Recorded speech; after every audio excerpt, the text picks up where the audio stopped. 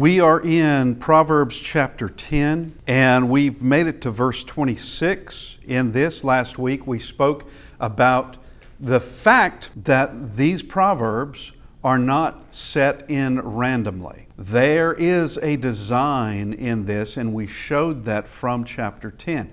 When we get into chapter 11, I'm not going to show it to you because I've already shown it to you, but the same thing is true.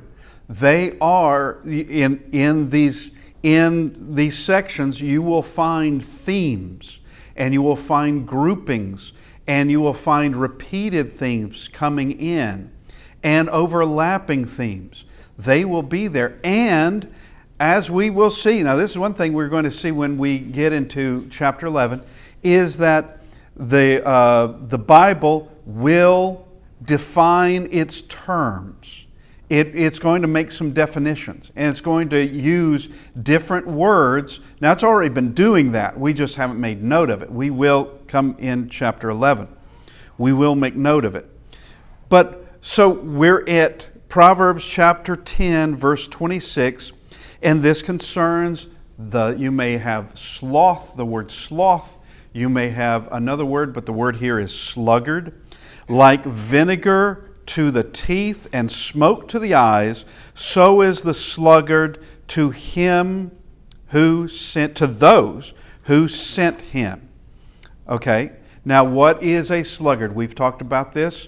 This is one of the themes in chapter 10. And what is a sluggard? A sluggard is someone you cannot rely on to do what they've been called to do. There's a reliability to them. The reliability is they will be an irritant. All right, that's the reliability.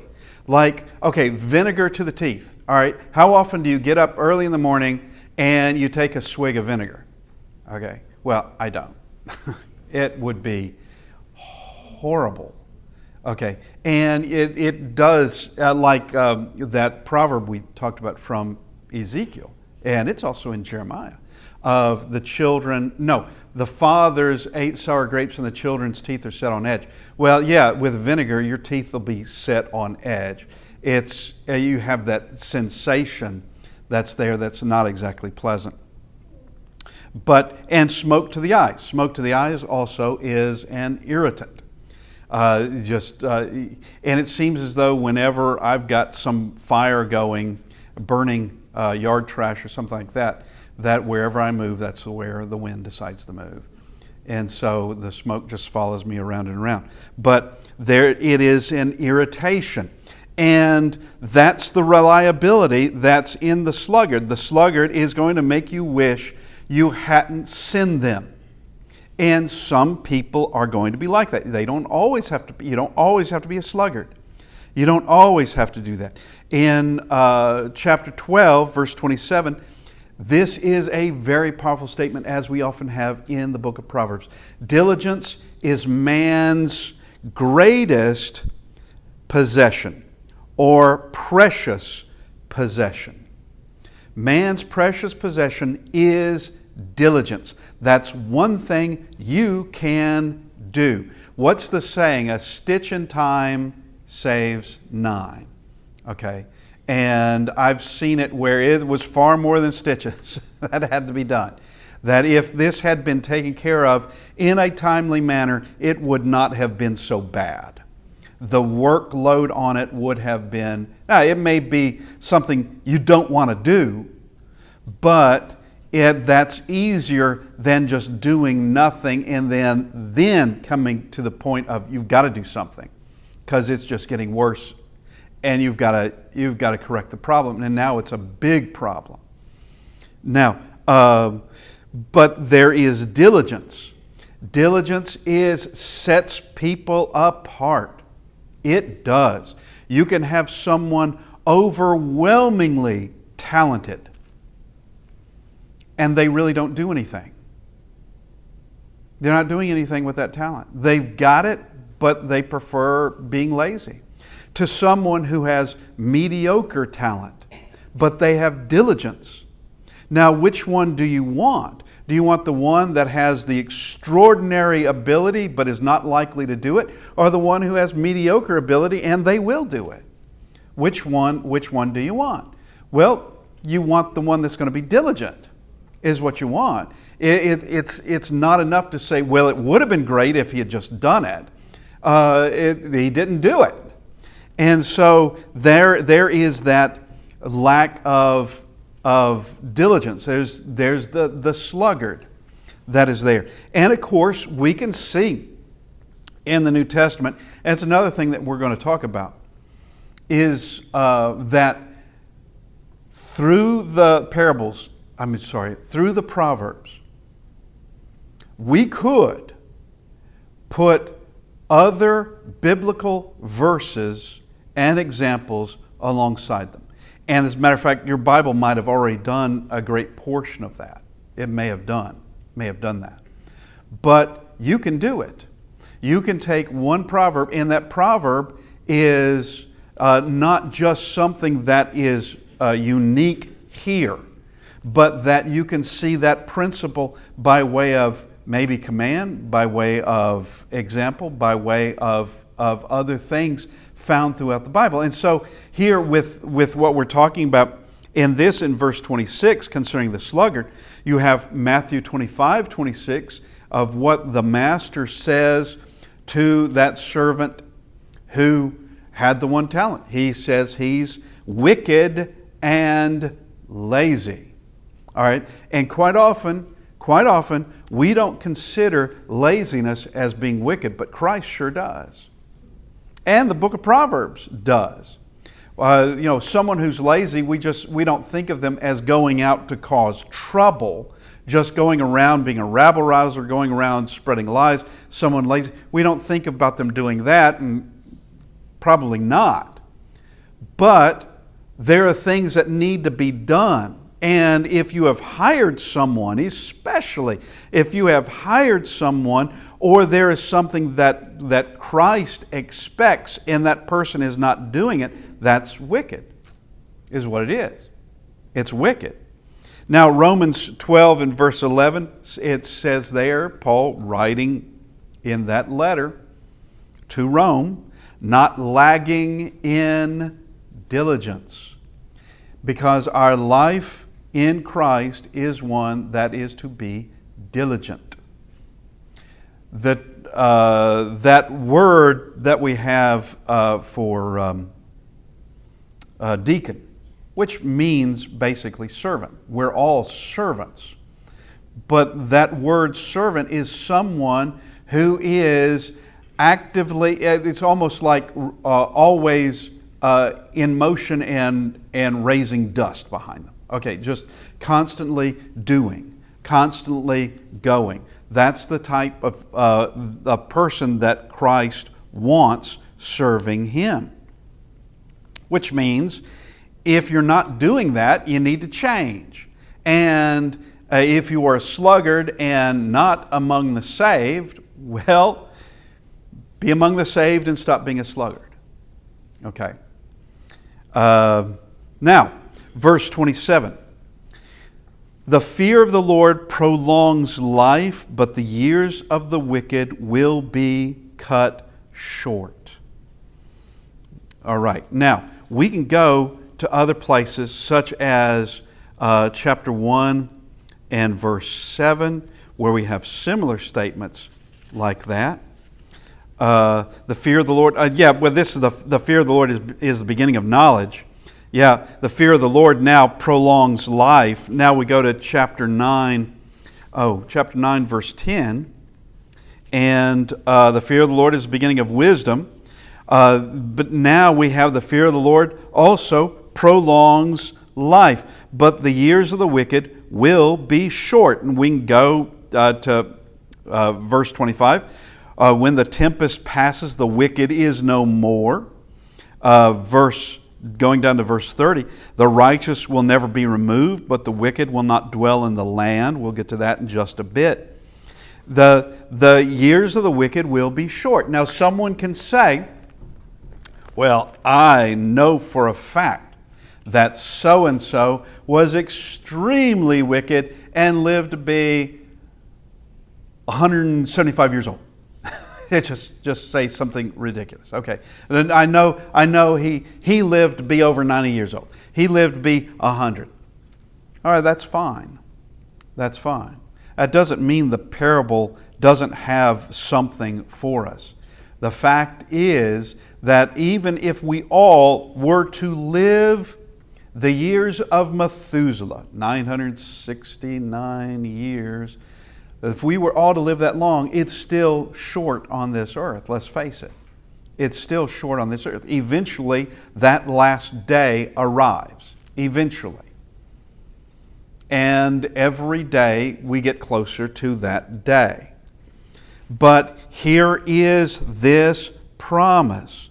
This promise is that, and it comes with other promises as well, the years of the wicked will be cut short. That the clock is ticking, and what the wicked dreads, verse 24, will come upon him. It's going to arrive. It's going to arrive. And, I knew a lady, she was well into her 90s, and her goal was to get to 110. That was her goal. Now she never made it. But she, in her 90s, she still, saw days ahead of her. She still saw days ahead of her. And, if you're living your life dreading the end, if you're living your life dreading what happens next, what's around the corner, that is judgment, then it is going to be a short period of time. Let's face it.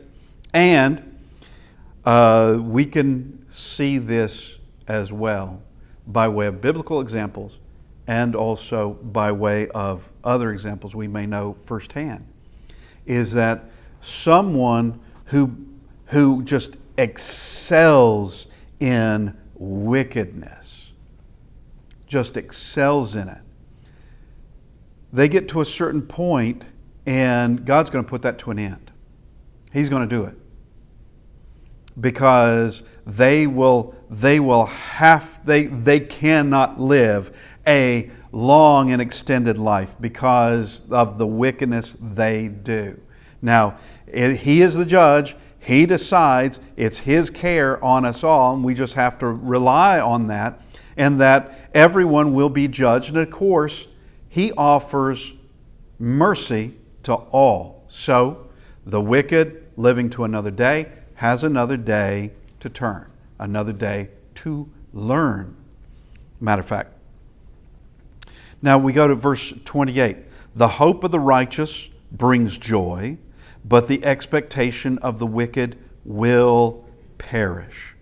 And of course, the expectation of the wicked is not going to be something that's honorable. That's going to be something that's wicked. That's going to be something that is crooked and dishonest.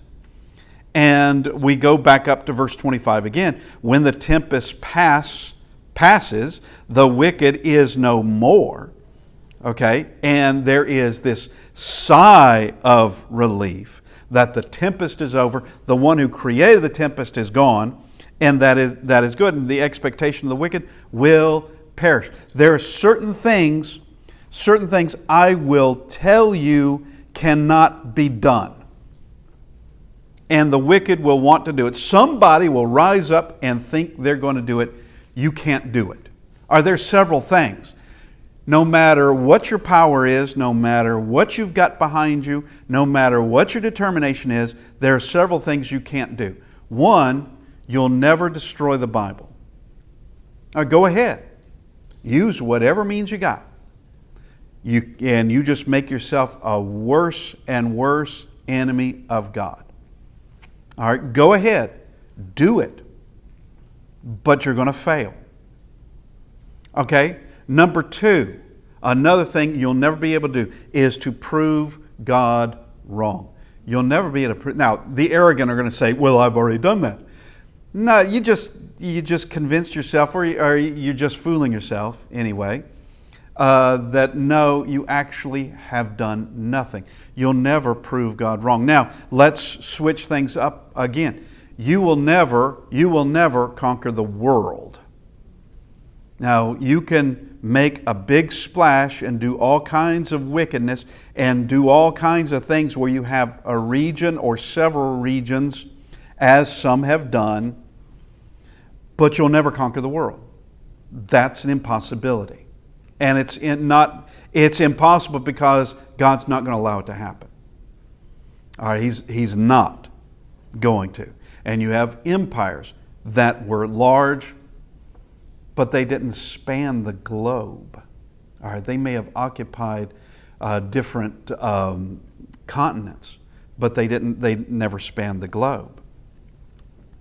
Now, the expectation of the wicked will perish. Okay, verse 29.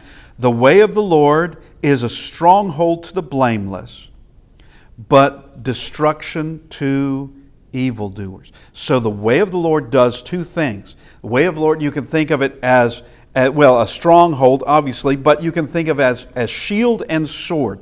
A shield to the blameless, a sword to the evildoers. And in Psalm 23, your rod and your staff, they comfort me. All right, what is a rod for? That is for protecting the sheep. That's what it's for. Your rod and your staff, the staff was for rescuing the sheep. And in all of this, we have the Lord, we have Jehovah, who He is a stronghold, He is a shield, He is the protector, but He also, in the act of protecting, is a wielder of justice. And one is defense, one is offense, and He will take the offense. He will do what is just. And verse 30, the righteous will never be removed, but the wicked will not dwell in the land. Well, we don't have to go very far. And we were talking about this just a second ago, and I've been doing this, and I'm not going to do it for the rest of Proverbs. I'm not going to do it. But that is of giving other examples somewhere else in the Bible. All right, so for this particular one, the righteous will never be removed. Well, you go to 2 Kings chapter 19 with Hezekiah. You have the Assyrians that have come in. Sennacherib has come in, and he leaves home, and he leaves home empty-handed. He doesn't have Jerusalem. He doesn't even have his army. All right, and he's going to have to explain that, because that one's going to be kind of hard to explain what exactly happened in that whole encounter. But the wicked will not dwell in the land. Well, we can go to 2 Kings chapter 17, of where the Assyrians, the same people, went and they took Israel. They couldn't take Judah because Judah still had some righteousness to it and still would occasion have a righteous king like Hezekiah. But 2 Kings chapter 17, Israel is taken by the Assyrians. Then the Assyrians, they are so confident in themselves, and of course God has paved the way for them to be conquerors. He's paved the way for this, and He spoke about this through His prophets. Actually, going all the way back to Moses, that these things had been prophesied. Well, the Assyrians, they take the northern kingdom, Israel, and they think they can take the southern kingdom. They're taking everything else. What can protect Judah from them? In their eyes, nothing can. What's so special about Judah? In their eyes, nothing is special except they have God. That makes a big difference. Now, verse 31. The mouth of the righteous brings forth wisdom, but the perverse tongue will be cut off. Or the mouth of the righteous brings forth wisdom. We can look at places like John 9:33. There was a blind man who could now see. And the blind man knew that Jesus, who healed him, and healed him in a moment, had to be from God. Now, those in the court, the Sanhedrin court, and others that are asking this question, first off, they don't believe he was ever blind. Second, they want to know, how were you healed? All right, what does that matter? What does that matter in a court of law? How he was healed. He's healed. Let's rejoice in that. It's not as though people died, people were murdered so that he could now see. All right, it's that suddenly, miraculously, he is now healed, and he says something they're not willing to say. In John chapter 9 and verse 33, if this man were not from God, he could do nothing. They're not willing to say that. This is, in fact, a righteous man who's bringing forth wisdom. And he's bringing forth the obvious, as a matter of fact, but they don't want the obvious. And truly, this is we can see from John chapter 9, where someone who's physically blind can now see, and others who are physically seeing are now willfully blind. They want to be blind. They do not want to see all this. Verse 32. So we're back in Proverbs chapter 10, verse 32. The lips of the righteous know what is acceptable, but the mouth of the wicked what is perverse. All right, so with the righteous, they know what's acceptable. They know they can determine right and wrong, and they can determine it in a much finer degree in seeing things from righteousness, seeing things from God's Word, seeing things from experience in utilizing God's Word. They can see and know what is acceptable. They can know that. Now, someone who is not so skilled, or someone who has rejected the truth, it's a mystery to them. Many of them can't see or understand why such should be the case. It doesn't make a whole lot of sense to them. But now we see the other side of it. But to the perverse tongue, but the mouth of the wicked, what is perverse? So the mouth of the wicked, they excel in what is perverse. They excel in it.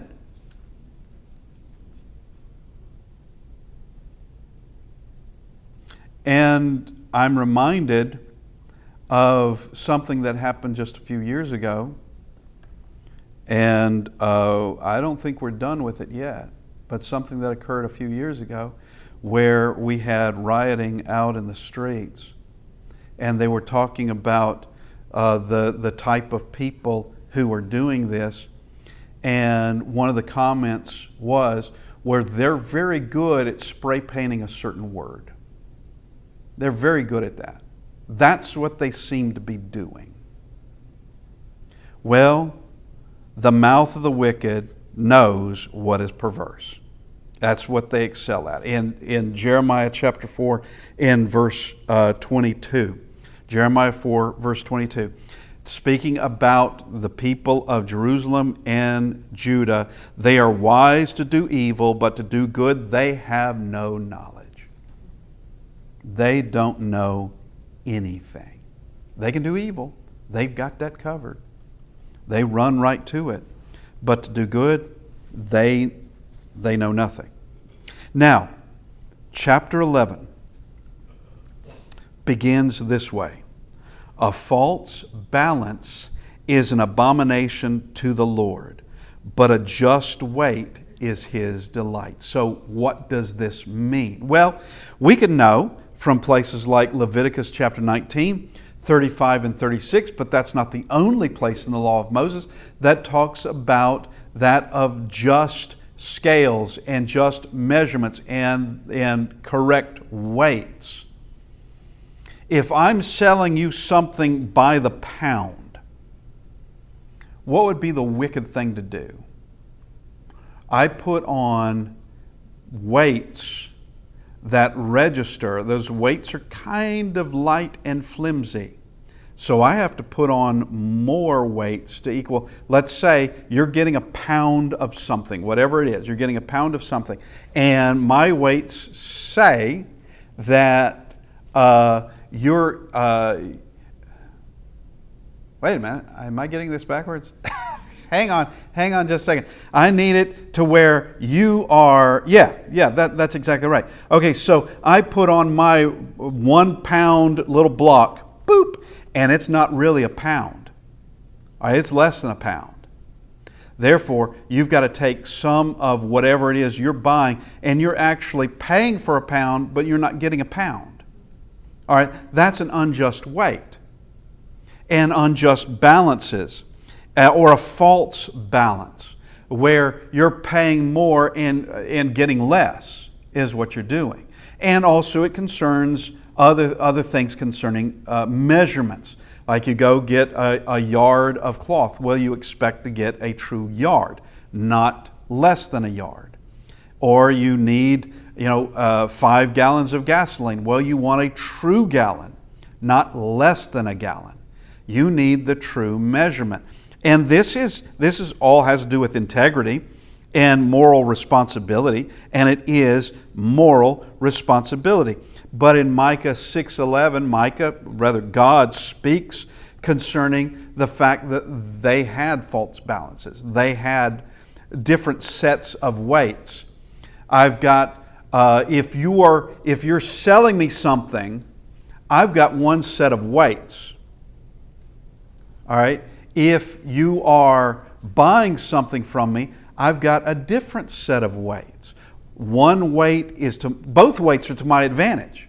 All right? One weight is that I'm actually paying less for more. That's for me buying. And the other is where you're paying more for less. All right, that's that diverse set of weights in all this. Well, it's a thing of integrity, that have integrity in it. Yeah, that's stealing. That it is stealing, is precisely what it is. And as long as you can get away with it, all right, then you continue to have customers. Once they get a notion you're cheating them, you're not going to have so many customers anymore. And it comes down to, would you rather go to an honest man, or would you rather go to a dishonest man? Well, even the dishonest would want the honest man. Even the dishonest one would.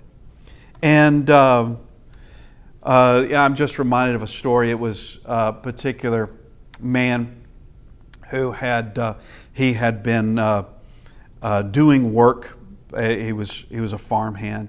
He had been doing work, and they were paid by the poundage. And years and years later, where the man that he worked for had been long dead. Anyway, he had gone back and looked at some things and had discovered that the man he was working for had in fact dishonest scales. It was dishonest. And then he laughed and he said, well, I put rocks in mine too. Okay, so it was dishonesty against dishonesty is what it was. And maybe it balanced out, who knows. But it should be in a man of integrity with another man of integrity. That's what it always should be. A just weights is his delight. That's what he wants. And that's when everybody benefits. Now, verse 2. When pride comes, then comes disgrace, but with the humble is wisdom. Daniel chapter 4. Daniel 4, you have the king of Babylon, who he has been warned actually by way of a dream. The king of Babylon. Is this not Babylon which I built. This is my glory. All right. That's what Nebuchadnezzar says. All right. He is very proud. It's all evidently by his might that it's done. That's his take on it. And everything is to his glory. And most certainly Babylon would have had a glory to it. There's no doubt about that. It is that head of gold that in that vision from Daniel chapter 2. But what happens to Nebuchadnezzar? All right, the next thing is, but it's madness is what it is. He now behaves exactly like a beast, like oxen. And they've got to put him out into the field because you can't keep him. You can't keep him, and no doubt he doesn't want to be kept inside anyway. And he now, it's 7 times till 7 times pass over. He's out in the field eating grass. That's where your king is. That's what he's doing. Well, there's a fall. There is a fall. And when pride comes, then comes disgrace. You can just expect it. And it's going to be a hard fall. It's going to be very hard. And of course, the further you take that pride, the further you take that arrogance, well, the harder you're going to fall. And it's just going to happen. It's going to happen. It is better to be humble. You know, nobody really likes arrogant people. Not when you have to live with them. If you don't have to live with them, you know, you can just be amused at it or even consider them, you know, some kind of hero. But if you have to live with them, if you have to deal with them, it's a different matter entirely. Nobody likes to be around arrogant people. Nobody does. Nobody likes to be around somebody who thinks they're better than you are. You know, why would you want that? Well, you wouldn't. You wouldn't. And but there is disgrace that is promised in it. Verse 3, the integrity of the upright guides them, but the crookedness of the treacherous destroys them.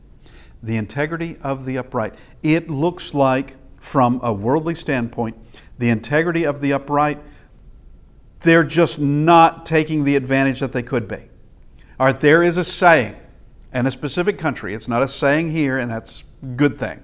We've got our own bad sayings. But the saying, the attitude is, I will cheat him before he cheats me. That is an attitude. That's a bad thing. That is a very bad thing.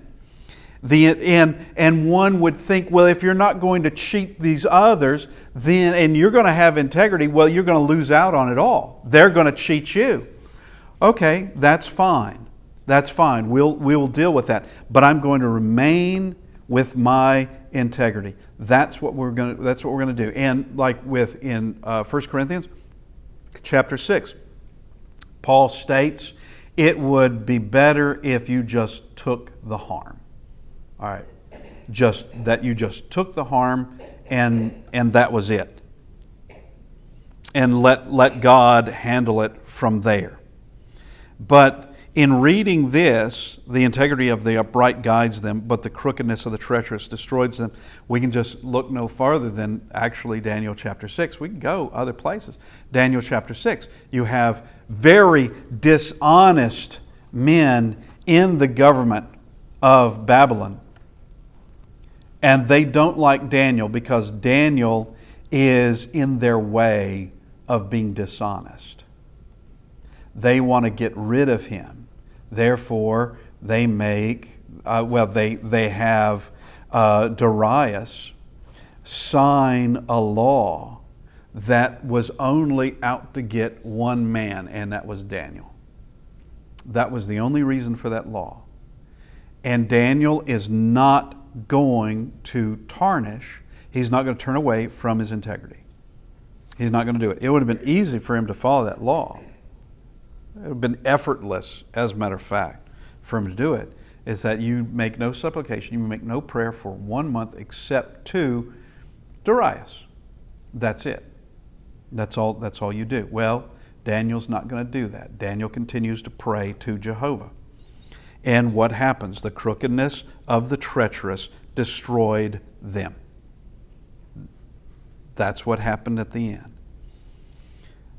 Verse 4, riches do not profit in the day of wrath, but righteousness delivers from death. Now, we saw earlier, and we talked about it, going back to chapter 10, verse 15. A rich man's wealth is his strong city. The poverty of the poor is their ruin. This is what I would advise, and matter of fact, we kind of covered it when we looked at this verse.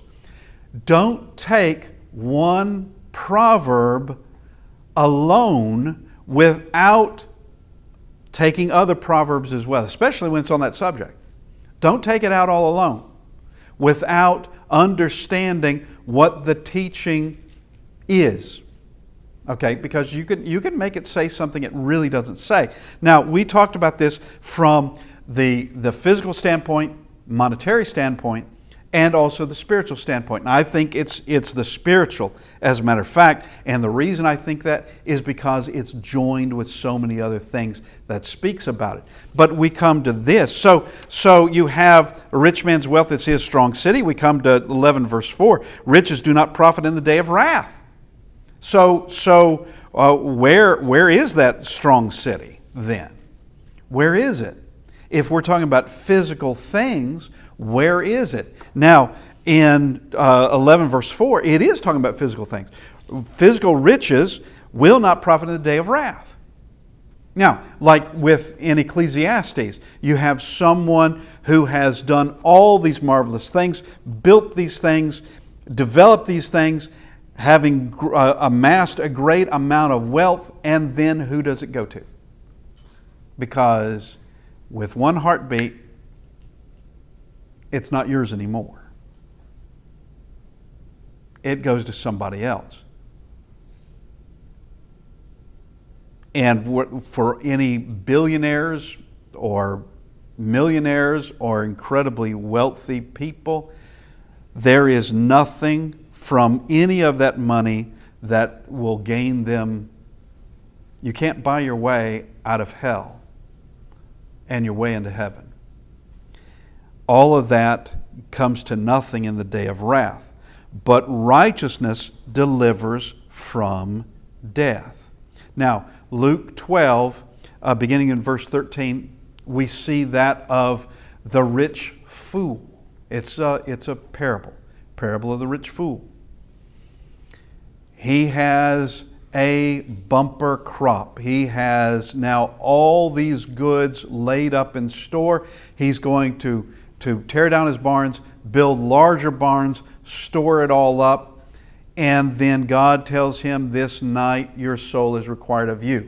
All right, now it would have been a handy thing, if it were true, to have said, and then the rich man, this rich fool, bargained with God with the food that he had stored up, with all the goods that he had stored up. But it's not there. You can't make that kind of a bargain because God is not interested in wealth. He's interested in the human heart, in the human soul. He's interested in being served and in being loved and obeyed. That's what He's after. He's not after any wealth whatsoever because it all belongs to Him anyway. We're just here kind of, you can just think of it like at a schoolyard, okay, in the playground. When I was in elementary school, like in the first grade, we had recess and we got to go out and play and do whatever we were going to do. And then recess is over and we come back in. Then the second grade would go out and they would do their thing and they would come in. Then it'd go all the way through the fifth grade. All right, they would go out. And like with us, we're here only for a little while. And then somebody else comes in All right, it's like new kids that come into the playground. It's new kids, and in this, we're only here for a temporary period of time. All right, it's like the kids can't claim that anything on the playground belonged to them because it didn't. I mean, some boy could say, "This is my swing." Okay, great. I can go get another one, or I'll just play somewhere else. All right, but eventually, the kid's not there anymore. All right, eventually, we're not here anymore, and all of this profits nothing in the day of wrath, but righteousness delivers from death. Now, we go to verse 5. The righteousness of the blameless keeps his way straight. Now, I'm sorry, we need to finish this verse. But the wicked falls by his own wickedness. That's very similar to what we read earlier there with when we were bringing out that of Daniel chapter 6 with Daniel, those wicked men trying to destroy Daniel. Verse 6, the righteousness of the upright delivers them, but the treacherous are taken captive by their lust. Once again, we have Israel and Judah. 2 Kings chapter 17, Israel's taken by Assyria. 2 Kings chapter 24, Judah's taken by the Babylonians. They go into captivity in this. The treacherous are taken captive by their lust. They are. And of course, we can also talk about being slaves to sin, because that's another way of being captive by your lust, is becoming a slave to sin. And a lot of people, they think they have a freedom because they can sin. They think it's liberating, when in fact you just put on some pretty thick chains there. And you think you're just going to be able to walk away from them when you want to? You're not. You're going to need some help. And you think somehow by your cleverness you can play around with fire and it's not going to affect you? It affected all these others. Why not you? It did these horrible things to these others. Why not you? All right, well, it's going to come around. It will come around. Verse 7, when the wicked dies, his hope will perish, and the expectation of wealth perishes too. All right, that goes with 10 in verse 3. The Lord does not let the righteous go hungry, but he thwarts the craving of the wicked. All of this just, the expectation, everything just vanishes. Also with that of going to really the book of James, and that of the one who says, we go to such and such a city, we make a profit, and you don't know what tomorrow will bring. Your life is a vapor. All right, you don't know what actually is going to occur. There's been a lot of people that had expectations, they had hopes, and everything was dashed because something occurred. Now, it didn't have to be death, but something occurred, and those expectations leave. But in verse 7, the wicked dies. When a wicked dies, his hope will perish. There's nothing to be done beyond that point.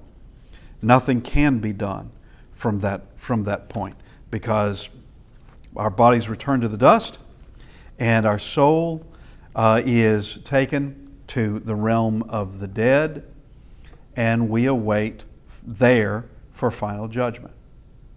All right, we've come to the end of our class. I want to thank everybody for being with us, and we will hopefully continue next week.